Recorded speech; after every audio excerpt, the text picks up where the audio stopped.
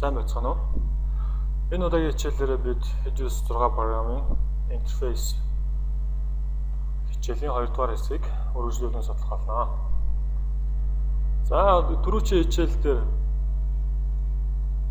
үндсэн зам болон рекорд цонх мөн эдгээр цонхнуудыг хэрхэн өөрт тухтай байдлаар байршуулах талаар үзсэн байгаа. За энэ удаагийн хичээлдэр бид source monitor-ын үүрэг болон шинээр та өөрт хэрэгтэй замнуудыг хэрхэн үүсгэх вэ гэсэн талаар үзэх болно.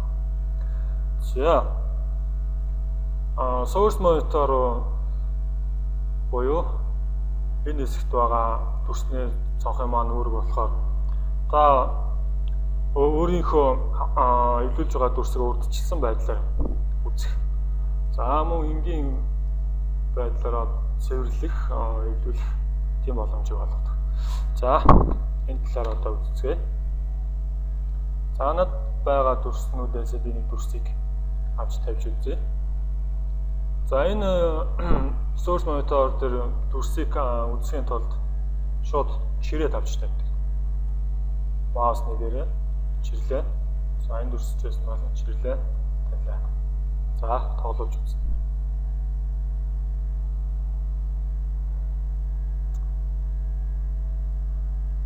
За тэгээд та энэ уг дүрс маань мөн байна гэж хэдвэл та цаашдынхаа илүүлгийн ажилд ашиглаж болох юм аа.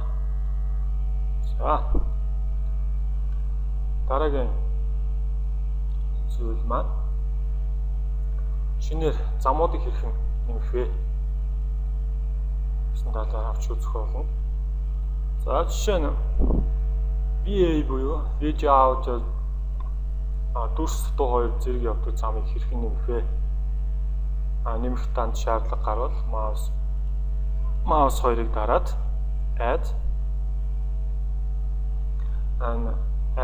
VA track to above. Окей.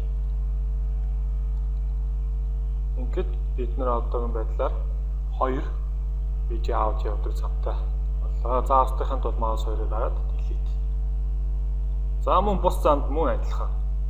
Маус хоёрыг дараад add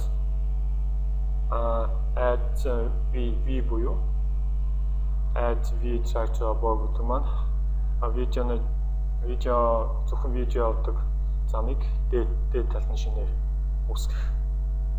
За үүсгэж үзье. За энэ байдлаар та хүссэн тоогоор замуудыг шинээр үүсгэж болох юм аа. За одоогийн байдлаар шинээр видео зам хэрэггүй учраас устгая. За source monitor руугаа босож оръё. За видеог тоглуулахын тулд та space тавчийг өөрийн keyboard дээр space тавчийг дахиад уг дүрс тоглож эхэлнэ. За space дээр тоглуулж аваад дахин space дарахад зогсох болно. За тэгээд та маусаараа хүссэн газраас эхлүүлж үзэж болно. Яаж ч гүйлгэж болно. За үзэж аваад за хэрвээ та хурдтайгаар үзэх бол fast forward буюу L тавчийг дарж болно. За ингээд хоёр дахь хэл хурдтайгаар дүрс маань тоглож байна.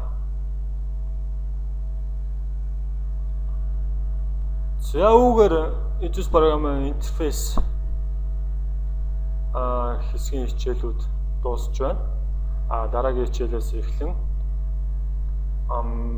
дүрсийг хэрхэн Visual програм дүрс дуу мөн зураг гэх мэтчлэн медиануудыг Visual програм руу хэрхэн оруулах вэ?